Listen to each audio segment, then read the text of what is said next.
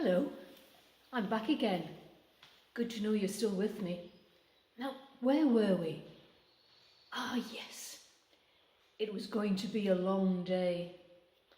My tea tasted of fish. It often does when it's stood for too long, and I put it aside. Hope came to sit next to me, using the ramps to feel her way forward, and she sat there quietly for a while, drinking the fishy tea and feeling the morning sun on her face.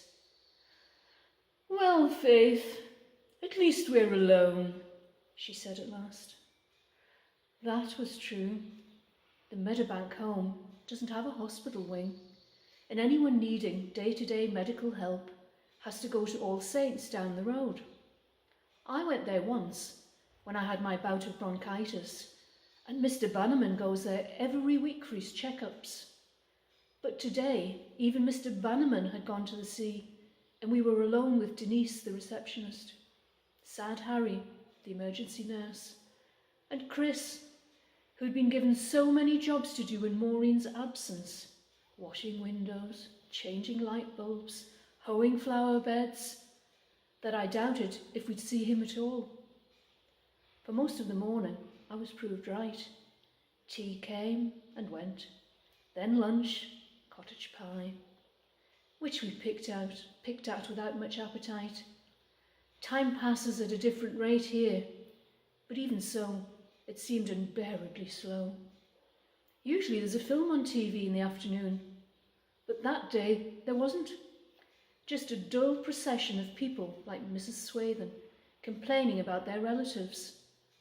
Hope tried her best, but by 2:00 her conversation had dried up altogether, and we just sat there like bookends, wishing it was over, waiting for the sound of the coach on the gravel.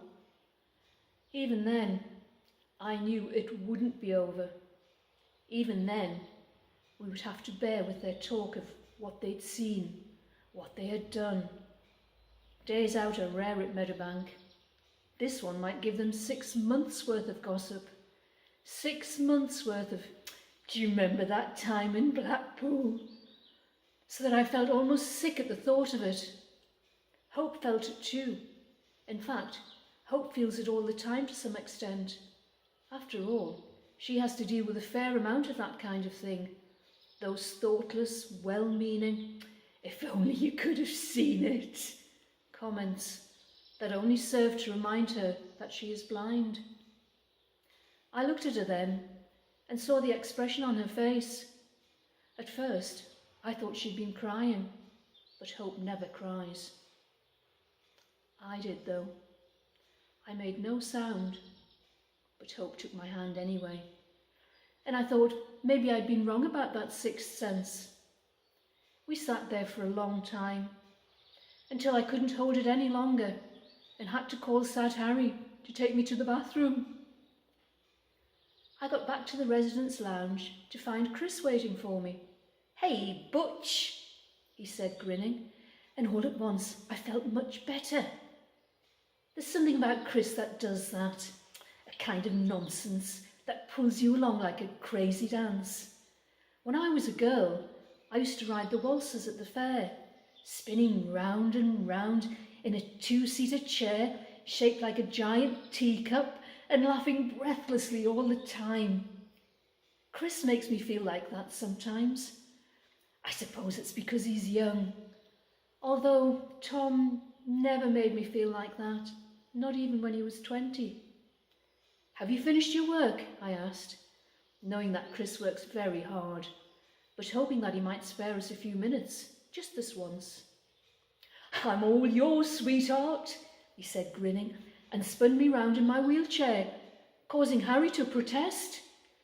"In fact, I've brought you a few things." He waved Harry away with an airy hand. "Secret things, Harry South scat." Sad Harry huffed and rolled his eyes. He's not a bad fellow. Not so cheery as Chris, but not half as bad as Lorraine. And I saw his grin as he closed the door. "Secret things?" said Hope with a smile.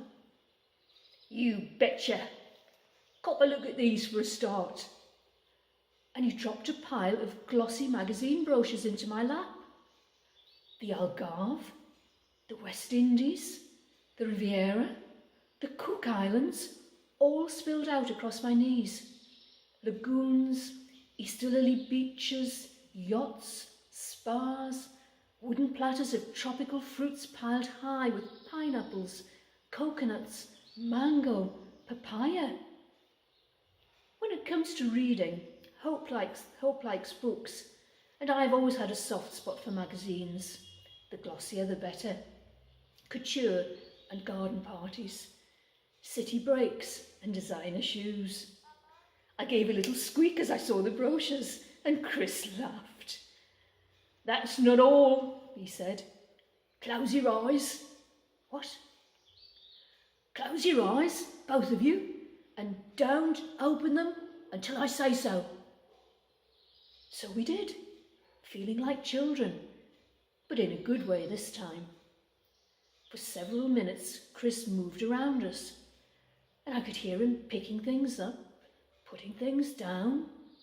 A match flared. There came a chink of glass, then a rustle of paper, then a number of clicks and rattles that I didn't recognise. Finally, I felt him pulling my chair backwards into the window bay. A second later, there came the sound of him dragging Hope's armchair alongside.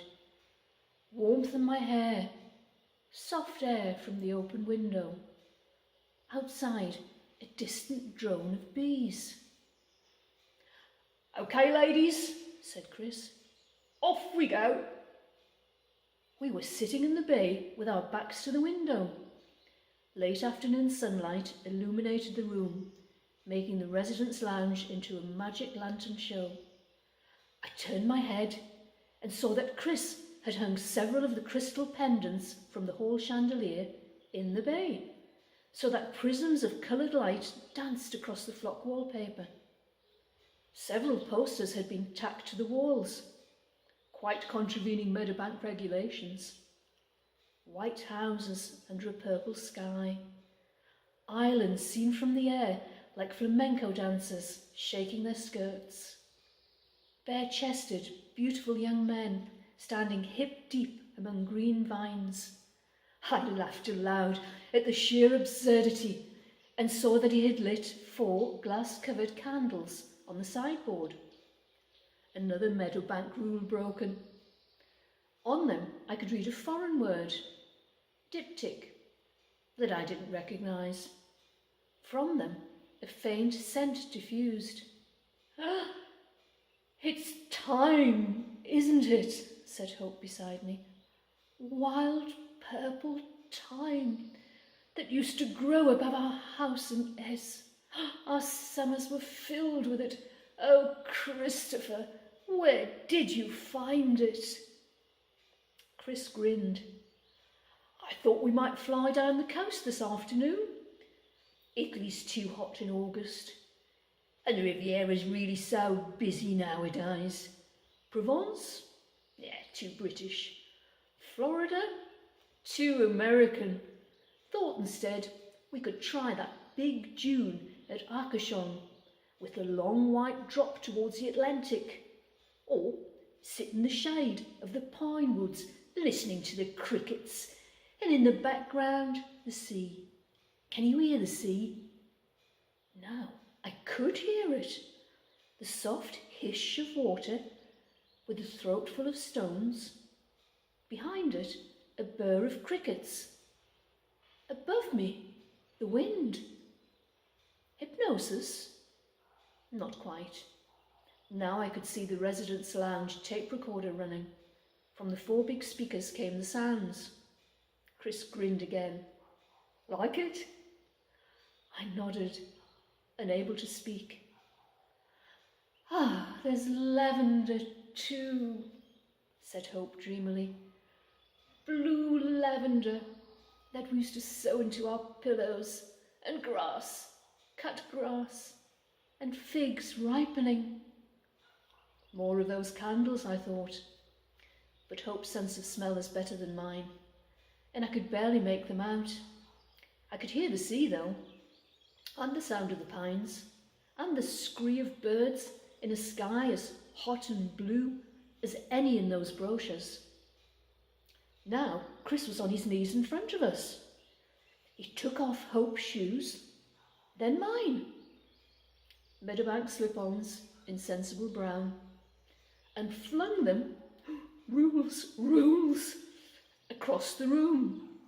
Then, turning, he came back with a square basin, water slopping messily over the curved edges, and placed it at Hope's feet. "I'm afraid the Atlantic's a little cold, even at this time of the year," he warned, and looking down, I saw that the basin was filled with water and stones, the flat round pebbles you find on a beach. Hope's bare old feet plunged into the water, and her face lit with sudden joy. Suddenly she sounded 15 again, breathless, flushed. Chris was grinning fit to split. "Don't worry, Butch, old love," he told me, turning again. "I haven't forgotten you." The second basin was filled with sand, soft, dry, powdery sand that tickled my toes and made small crunching noises in my insteps. Deliciously, I dug my feet in. I can move them a little, though I haven't done any dancing in a long while. And thought back to when I was 5 and Blackpool Beach was 20 miles long and the candy floss like summer clouds. "Well, after that lunch, I don't expect you're hungry anymore," went on Chris. "But I thought I'd try you on this, just in case." And from some magical place at the back of the residence lounge, he brought out a tray. "Not quite champagne and caviar, not in my budget, but I did my best." And so he had. There were canapes of olive and cream cheese and pimiento and thin sliced salmon. There was chocolate cake and mango sorbet and strawberries and cream. There were iced whiskey sours, definitely against the rules, and yellow lemonade. Best of all, there was no tuna, no egg, and no pink fairy cake. I hadn't thought I was at all hungry, but Hope and I finished the lot, to the final cracker. Then we paddled again, and then Chris opened the lounge piano that no one but he ever seems to play, and we sang all our old favourites, like An 18-Stone Champion and You Know Last Night. And then Chris and Hope did Edith Piaf with Non je ne regrette rien. And then we were very tired, and somewhere along the line we both fell asleep. Hope and I, we awoke to find the empty tray gone, and the water, sand and pebbles gone, and the posters removed from the walls, and the danglers back on the chandelier. Only the tape was still playing. He must have turned it over while we slept. But although the candles were gone, we could still smell them. Grass and fig and lavender and thyme, quite covering up that Meadowbank smell. And when I popped back to my room, I found the brochures there, stacked tidily behind a row of books, with a note from Chris lying on top. "Welcome back," it said. I returned to the lounge just in time to hear the coach pulling into the driveway. Hope heard it too, and neatly removed the tape from the machine before putting it in the pocket of her dress. Neither of us spoke, though we held hands and smiled to ourselves as we waited for our friends to return. Polish John and Mrs. McAllister and Mr. Bannerman and Mr. Brown and poor Mrs. Swathen, who had, she said, lost her lace handkerchief on the beach, had sand in her shoes, and had surely caught heat stroke from that horrid sun. It was a disgrace. No one knew how much she suffered, and if she'd only known. No one noticed, amongst the disorder, that we too had sand in our shoes. No one saw us pick at our celebration dinner rissongs. Unless it was Sad Harry, who never talks much anyway. And no one seemed to care when we went to bed early. Hope to smell the candles that Chris had slipped into her bedside drawer, and I to read my brochures and dream of orange groves and strawberry daiquiris and plane rides and yachts. Next week, we might try Greece, I think, or the Bahamas, Australia, Paris, New York. If Tom can do it, so can I. Besides, as Hope always says, travel broadens the mind. Well, after all that storytelling, I think I need a cup of tea. Hope it's not too fishy.